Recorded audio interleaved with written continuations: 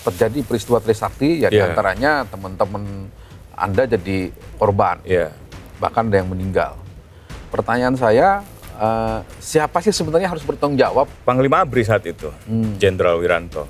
Sayangnya pengadilan itu hingga sekarang belum dimanfaatkan juga oleh Presiden, oleh Jaksa Agung untuk menyelesaikan tragedi Trisakti. Pak Wiranto bersalah atau tidak? Gitu ya?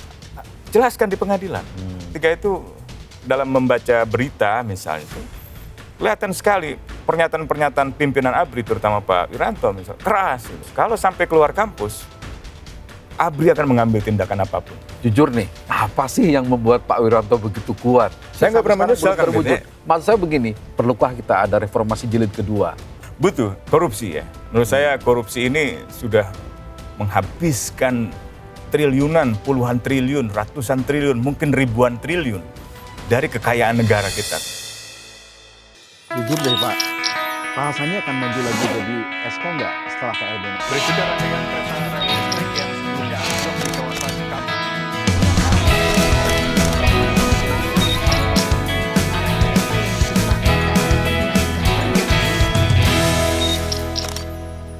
Good people, reformasi 25 tahun lalu katanya mengalami mati muda. Kenapa? Karena banyak amanat reformasi yang hingga kini belum atau bahkan tidak terwujud. Benarkah itu? Untuk membahasnya, saya sudah kedatangan tamu yang saat itu adalah seorang anak muda yang memperjuangkan reformasi dan saat ini menjadi Direktur Amnesty International Indonesia, tidak lain dan tidak bukan Bung Usman Hamid. Apa kabar Bung Usman? Aduh, saya kalau lihat Bung Usman tuh pasti ingat satu hal. Apa tuh? Kontras, bukan di sana ya. Zaman dulu banget tuh. Udah 13 tahun lalu saya udah nggak di Kontras. Tapi sekarang di Amnesty International kurang lebih aktivitasnya di seputar HAM juga ya. Iya, ini kontrasnya yang lain. Mas, itu nanti kita bahas ini apa sebelum saya ingin ngobrol soal kita sudah 25 tahun menjalankan reformasi. Yang ingin saya tanya, Mas Usman atau Bang Usman ini nyesal nggak sih reformasi kok sekarang gini-gini aja sih bangsa ini? Bukannya makin baik atau makin buruk ini kondisinya? Ada sih perasaan bercampur, tetapi kalau diminta memilih, saya tidak menyesal. Dalam arti kata, apa yang kita lalui sekarang ini sebenarnya masih dalam proses membuka ketertutupan di masa lalu itu. Nah, kita belum bisa membuka seluruhnya karena memang ada banyak kendala di dalam proses pembukaan rezim yang tertutup itu. Nah, tetapi memang semakin kita bisa membuka ketertutupan itu, ada konsekuensi kita semakin bisa melihat. Dengan kata lain, masalah yang kita bisa lihat juga bertambah, Kang Dede. Nah, kalau kita sudah semakin bisa melihat dan masalahnya semakin banyak yang kita bisa lihat, ada kedua kecenderungan orang berpikir. Pertama, loh kok banyak masalah ternyata. Tapi yang kedua, loh saya bisa melihat masalah-masalah sekarang. Yang dulu saya nggak tahu kalau masalah itu ada. Entah itu korupsi, kolusi, nepotisme, pelanggaran HAM, perusakan lingkungan, kekerasan seksual misalnya gitu. Nah itu proses di mana kita membuka ketertutupan itu untuk bisa mengetahui ternyata kita atau republik ini masih banyak masalahnya dalam pengelolaan lingkungan, dalam pengelolaan layanan umum, dalam pengelolaan lain-lain yang membutuhkan peran kita lebih jauh, kerja keras kita lebih jauh, dan mungkin perlu waktu lebih lama untuk bisa meneruskan usaha perbaikan reformasi itu. Jadi saya membayangkan yang dipersoalkan oleh kawan-kawan reformasi saat itu adalah rezim otoritarian, rezim yang menutup keran kebebasan, tidak boleh berpikir kritis bahkan di kampus, tidak boleh memiliki pers yang kritis dalam mengungkapkan misalnya penyalahgunaan pejabat publik gitu. Tidak boleh mendirikan partai yang sifatnya di luar apa yang ditetapkan pemerintah atau bahkan beroposisi juga dilarang. Nah, usaha-usaha itu sebenarnya bukan usaha yang sekedar kita ingin rombak dari masa Soeharto yang usianya kurang lebih 30-32 tahun. Iya, Tapi bahkan sebelumnya di era demokrasi terpimpinnya Bung Karno saya kira di tahun-tahun awal itu luar biasa. Semua orang mengaguminya. Tapi di tahun 57, 59 ketika mulai ada pembubaran Partai Sosialis Indonesia, pembubaran Partai Masyumi dan beberapa organisasi pemuda misalnya, itu mulai dirasa menyimpang dari prinsip demokrasi. Meskipun Soekarno menyebutnya demokrasi terpimpin, tapi sejumlah sarjana menyebutnya itu otoritarianisme. Dan dengan kata lain 32 tahun ditambah dengan masa-masa terakhir tahun-tahun Bung Karno, saya kira memang kita baru separuh perjalanan untuk memperbaikinya. Kita baru 25 tahun. Bahkan untuk memperbaiki sendi-sendi yang rusak atau puing-puing kehancuran kehidupan sosial politik Indonesia yang dirusak selama 32 tahun itu, rasanya tidak adil juga kalau kita diberi kesempatan untuk memperbaikinya hanya 25 tahun gitu. Jadi ya ini bagian dari perjalanan. Baru 2/3 perjalanan. Nah, kalau ngomong perjalanan 25 tahun lalu. Ya. 25 tahun lalu Bung Usman kan mahasiswa Trisakti. Dan kita tahu ada beberapa mahasiswa Trisakti yang gugur dalam peristiwa reformasi. Ya. Menurut Bung Usman, penegakan hukumnya sudah cukup belum? Jauh dari cukup. Jauh dari cukup. Bahkan sedari awal kami memberi kritik. Ya. Misalnya 1 bulan setelah peristiwa Trisakti itu, pemerintah melalui ABRI menggelar proses pengadilan di lingkungan peradilan militer. Nah, kami mempersoalkan itu. Pertama, seharusnya kalau anggota TNI misalnya, katakanlah terlibat di dalam pelanggaran hukum pidana umum, dia harus dihadapkan dalam peradilan umum. Sama dengan warga negara yang lainnya. Kecuali kalau dia melakukan pelanggaran hukum militer, di tangsi militer, di lingkungan militer gitu ya. Merugikan kepentingan militer, yaitu bisa diadili di pengadilan militer. Itu kritik pertama. Tapi kritik yang kedua, yang diadilkan ketika itu polisi. Ada semacam persaingan antara polisi dengan TNI. Gitu ya. TNI sendiri yang kami ingat pada saat itu memang sangat superior kan, kakak tua lah, yang paling tinggi kontrol politik, kontrolnya ketika itu. Karena panglimanya pasti dari TNI. Panglimanya pasti dari TNI gitu ya. Nah, tapi di luar itu, perkara itu hanya dilihat sebagai kesalahan prosedur. Jadi bukan bahwa mereka telah mengakibatkan hilangnya nyawa Elang Mulya Lesmana, Hafidin Royan, Hendriawansi, atau Heri Hartanto. Bukan. Bukan juga karena mereka telah mengakibatkan luka-luka yang begitu serius terhadap 90-an mahasiswi Trisakti. Tapi lebih karena mereka kesalahan didakwa karena kesalahan prosedur itu kita tolak. Gitu. Nah di situ kami mahasiswa ya waktu itu dibimbing juga oleh almarhum Pak Adi Andoyo, kebetulan dekan kami, Fakultas Hukum ya. mantan hakim agung di dekan Fakultas Hukum, orang yang sangat saya kagumi dan saya kira menginspirasi kami dalam berpikir kritis dan mendorong reformasi saat itu. Nah, kalau kita tadi Anda kecewa, peran Anda kan waktu itu sama dengan almarhum 4 orang itu ya, demonstran lah, menentang Orde Baru. Tapi kemudian terjadi peristiwa Trisakti, ya diantaranya teman-teman Anda jadi korban, bahkan ada yang meninggal. Pertanyaan saya, siapa sih sebenarnya harus bertanggung jawab dalam peristiwa itu menurut Anda? Dari dulu sampai sekarang pasti tidak berubah tuh. Ya, Panglima ABRI saat itu, Jenderal Wiranto. Itu saya pernah kemukakan juga kepada Pak Wiranto secara langsung. Kan waktu itu dalam sebuah pertemuan di menjelang talk show di televisi swasta, saya tiba-tiba masuk dalam satu ruangan, diminta menunggu di mana terdapat Pak pemilik media dan Pak Wiranto. Lalu beliau tanya, kenapa sih Anda ini ngejar-ngejar saya terus begitu kan?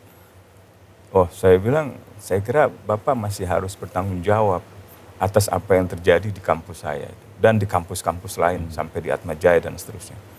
Kenapa? Dia bilang gitu kan.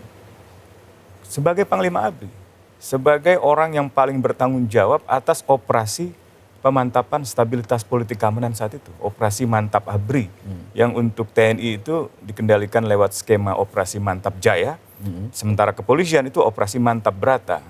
Nah, dan dalam keadaan di bawah kendali Panglima TNI, terutama yang Mantap Jaya, terutama yang ketika itu sudah diambil alih komando pengendaliannya oleh TNI.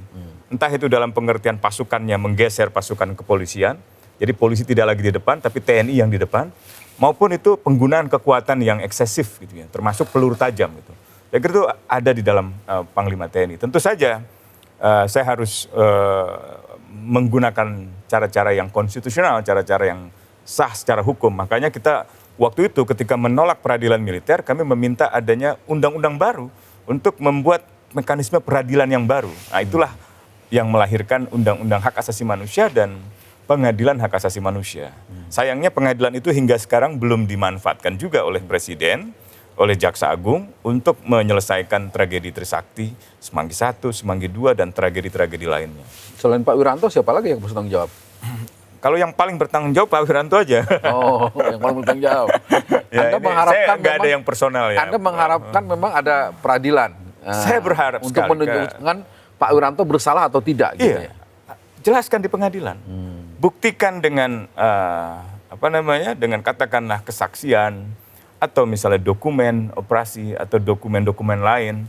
Karena kami sebagai mahasiswa ketika itu dalam membaca berita misalnya itu kelihatan sekali pernyataan-pernyataan pimpinan ABRI terutama Pak Wiranto misalnya keras gitu.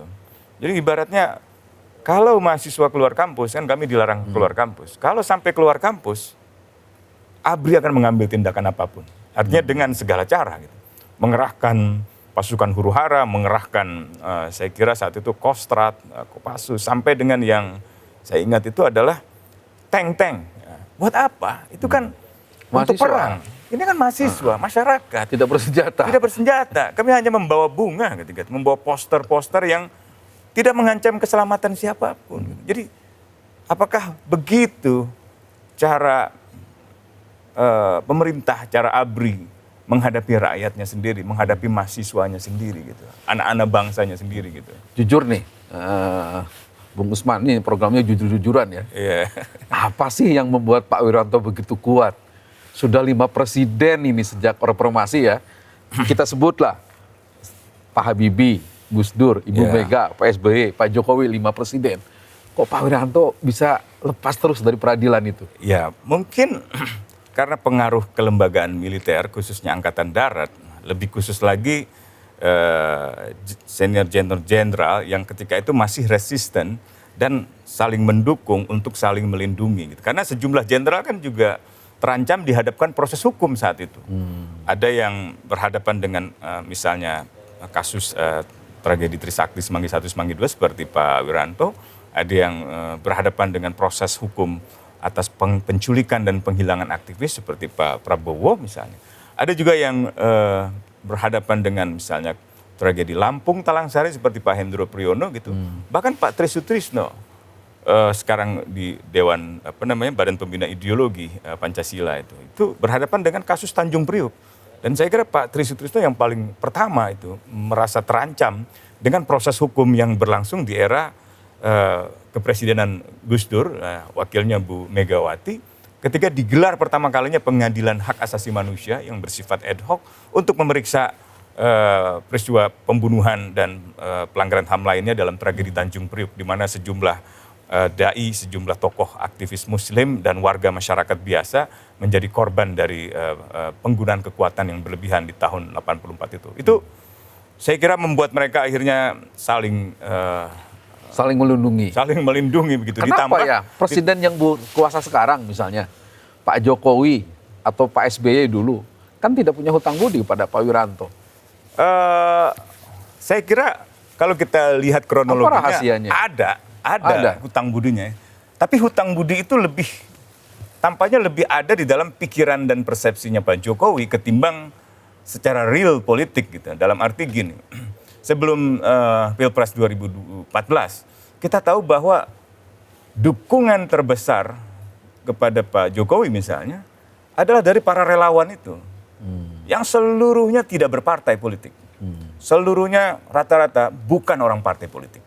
Dan bukan orang-orang militer. Ketika Jokowi sudah mulai naik profilnya secara politik dan memiliki pengaruh baik itu dari segi popularitas maupun dari segi keterpilihan atau elektabilitas, ia mulai seperti terlihat canggung berhadapan dengan Prabowo yang memiliki latar belakang militer. Gitu. Nah, ada semacam kesan yang saya tangkap berupa inferioritas elit sipil itu di situ.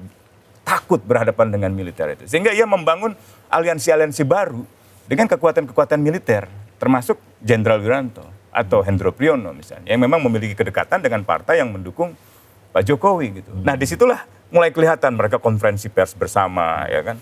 Ditambah dengan memanfaatkan dokumen-dokumen pelanggaran HAM seperti kasus penculikan aktivis di mana waktu itu Jenderal Prabowo diberhentikan karena penculikan aktivis itu. Surat itu dikeluarkan dan digunakan untuk menjatuhkan Prabowo. Di situ sebenarnya saya agak menarik diri. Buat saya pengungkapan pelanggaran HAM ini untuk keadilan, bukan untuk tukar-menukar kekuasaan, bukan untuk saling menyerang demi merebut kekuasaan. Jujur Bang Usman, ini jujur lagi. Yeah. Anda artinya tidak yakin di masa pemerintahan Jokowi kasus-kasus pelanggaran HAM termasuk Trisakti ini, termasuk saat reformasi, Semanggi dan lain-lain tidak akan pernah diadili. Tidak akan pernah diadili. Itu sudah saya tulis pada 8 Mei di Buletin Politik Kampus ANU, Australian National University pada tanggal 8 Mei di New Mandala.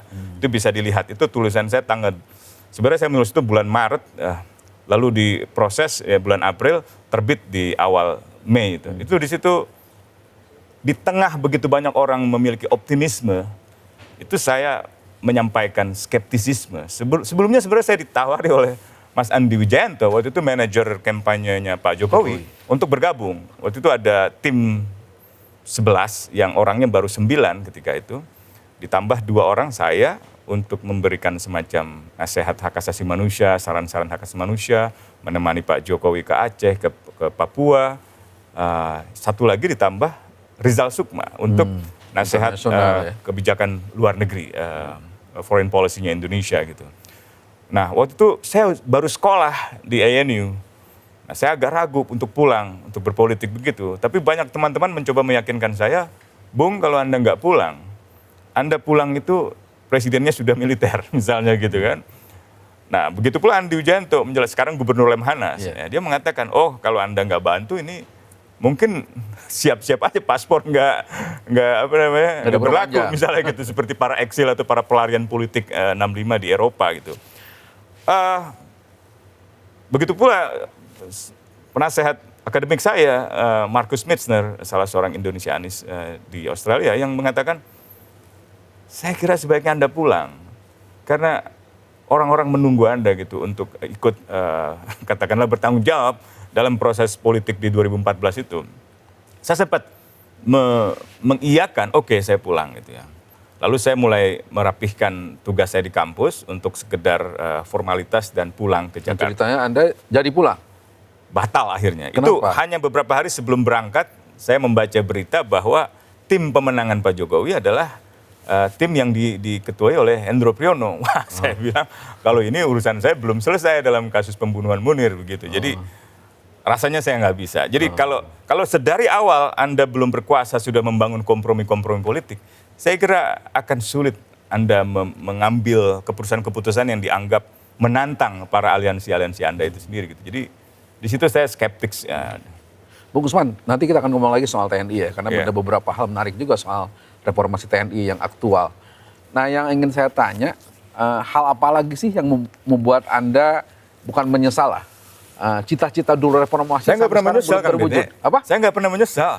Bukan artinya, maksud saya begini, ya bahasanya bukan menyesal. Maksud saya begini, ini dulu dicita-citakan tapi sampai sekarang tidak terwujud. Tadi kan sebenarnya reformasi TNI Polri. Adalah kemudian, sebagian yang terwujud, nanti kebebasan pers, kebebasan akademik, lumayan lah sekarang itu. Kebebasan untuk berpartai atau kebebasan untuk mendirikan serikat buruh, serikat tani, itu kan menurut saya harus disyukuri gitu ya. Nah, memang kita belum membayar hutang pada mereka yang berjuang, berkorban gitu.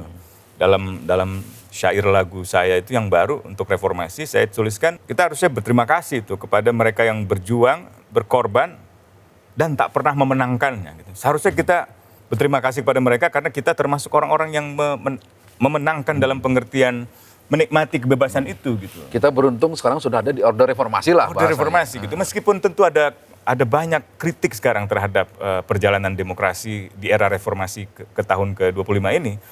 hampir seluruh sarjana yang menulis politik tentang Indonesia skeptik sekarang dengan nada-nada yang menjelaskan demokrasi Indonesia mengalami regresi, demokrasi pemerintahan di Indonesia mengalami semacam penggelembungan kekuasaan eksekutif dan melemahkan lembaga-lembaga pengawas akuntabilitas seperti KPK dan juga menghidupkan kembali neo-developmentalisme Orde Baru. Jadi ideologi pembangunan paradigma pembangunan ekonomi yang mengesampingkan pentingnya hak asasi manusia. Jadi kalau mau mengelola tambang nggak penting konsultasi dengan masyarakat.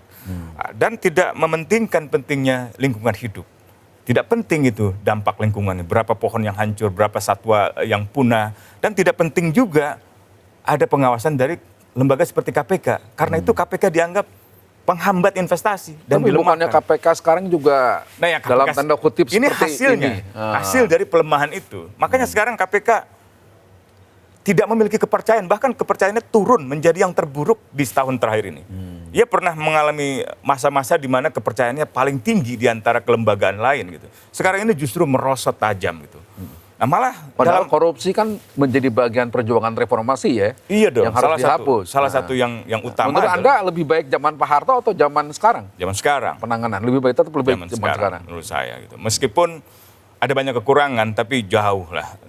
Kita nggak pernah punya KPK. KPK ini hasil perjuangan politik ya. Sekarang ada yang merusaknya, melemahkannya gitu ya. Ya kita masih harus katakanlah berjuang untuk mengembalikan independensi KPK, berjuang kembali untuk mengembalikan seluruh format wewenang independensi kepegawaian KPK seperti undang-undang ini sebelum direvisi.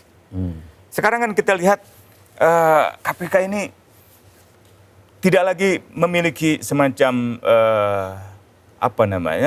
efektivitas di dalam menyeret pelaku-pelaku korupsi dari sektor politik dan sektor hukum seperti sebelumnya. Ada tapi sedikit dan terkesan partisan, terkesan selektif gitu. Malah kejaksaan yang justru sekarang lebih menonjol gitu ya. Bukan hanya dalam kasus Pak Joni Plate, tapi saya kira dalam kasus misalnya minyak goreng, dalam kasus Duta Palma, dalam kasus Surya Darmadi, dalam kasus apalagi itu Beni Cokro itu kasus Jiwasraya dan lain sebagainya. Padahal KPK kan lembaga ad hoc yang tadinya ingin lebih kuat dari kejaksaan ya. Harusnya. Jadi kalau gitu perlu dibubarkan aja KPK. Pelan-pelan Kang Dede, pelan-pelan. Jadi sekarang kita harus mikir gini, kan sebagian pegawai KPK ada yang ke polisi nih, ada juga yang keluar, ada juga yang ke kejaksaan. Nah, ya saya terima kasih ke kejaksaan masih menerima jaksa-jaksa bekas KPK dan juga di kepolisian gitu.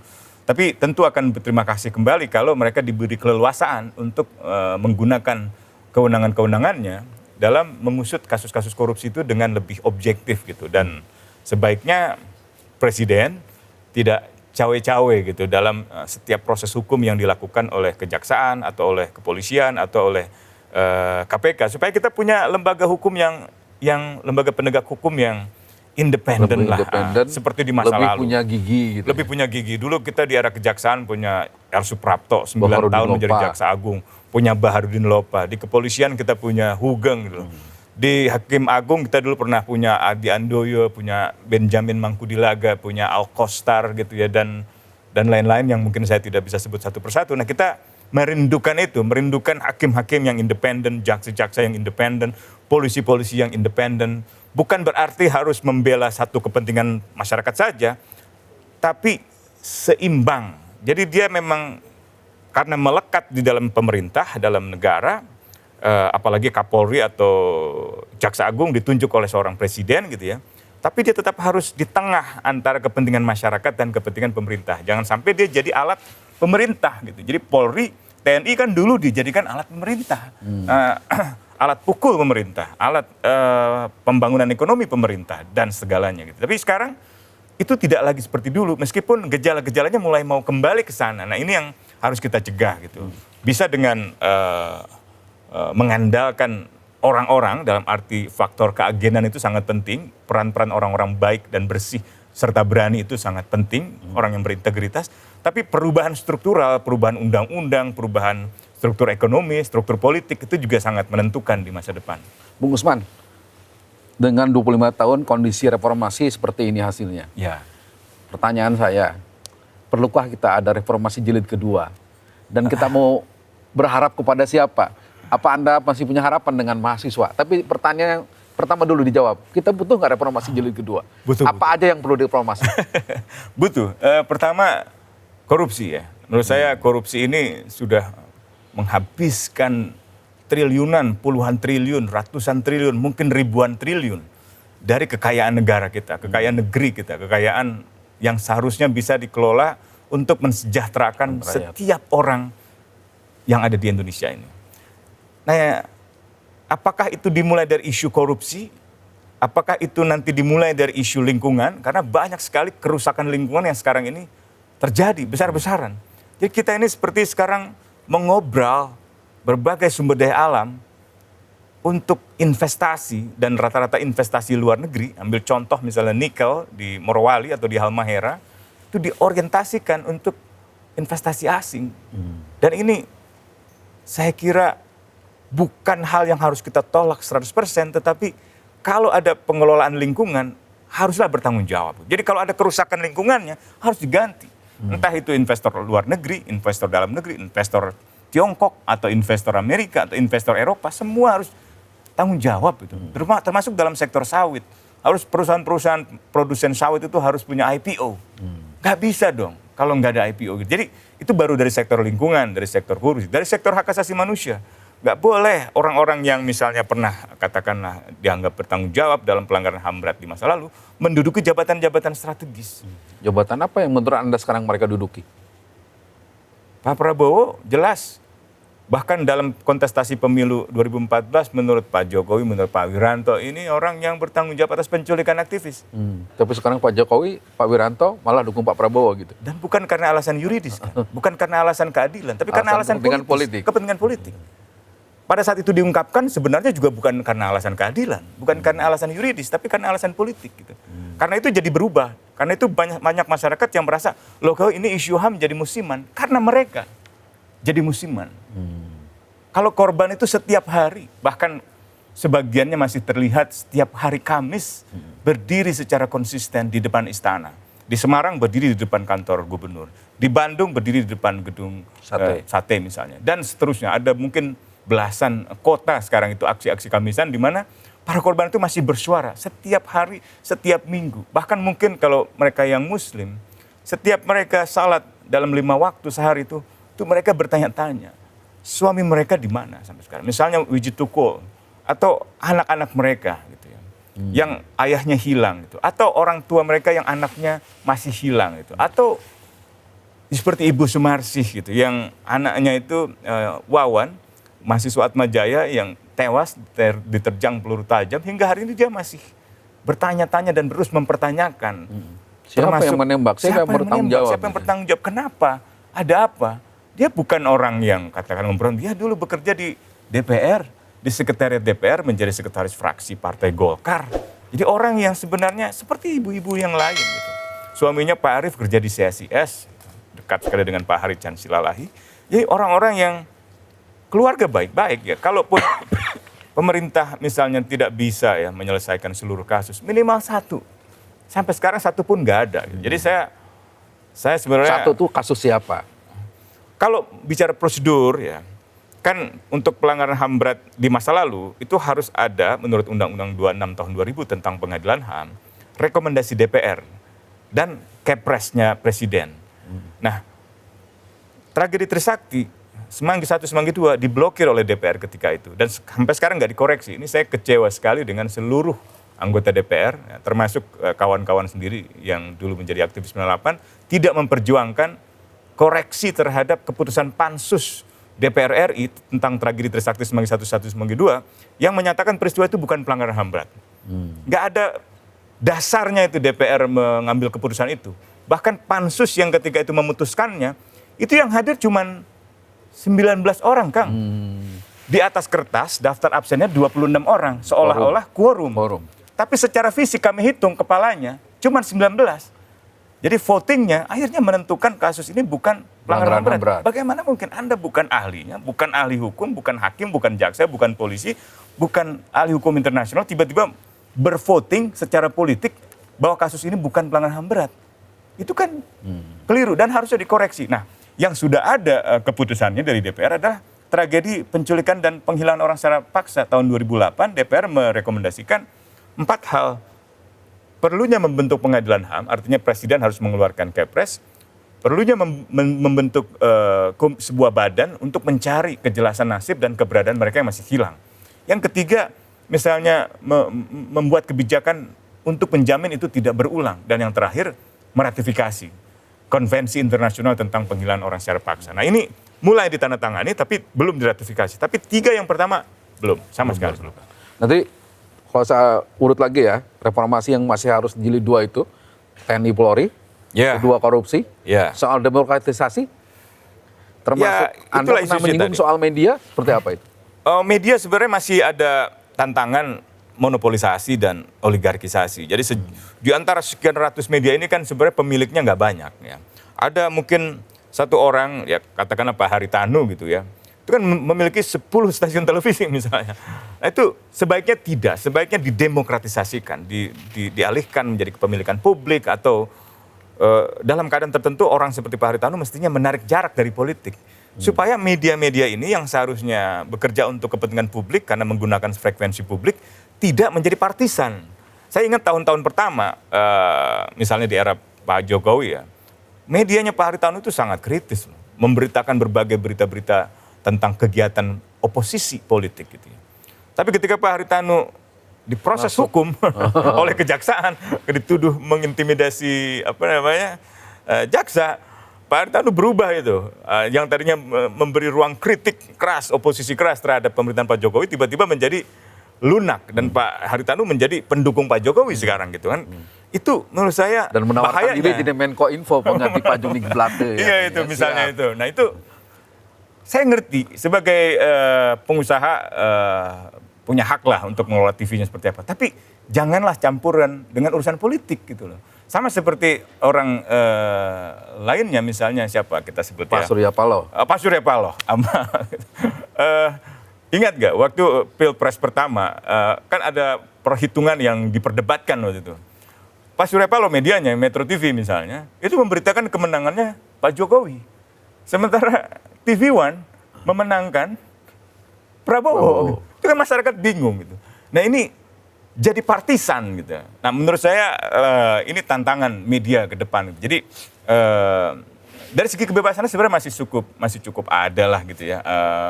Jurnalis-jurnalis masih kerap menulis berita-berita yang kritis, berita tentang korupsi, pengerusakan lingkungan, pelanggaran hak asasi manusia. Tapi struktur besarnya sebenarnya masih belum terreformasi lah gitu. Yang itu yang saya harapkan dalam pemilu 2024 tidak ada lagi lah gitu ya. TV-TV yang dimanfaatkan untuk kepentingan partisan gitu. Dan kalaupun TV-TV itu memuat iklan-iklan politik, itu iklan-iklan itu harus ada transparansinya. Gitu. Menurut saya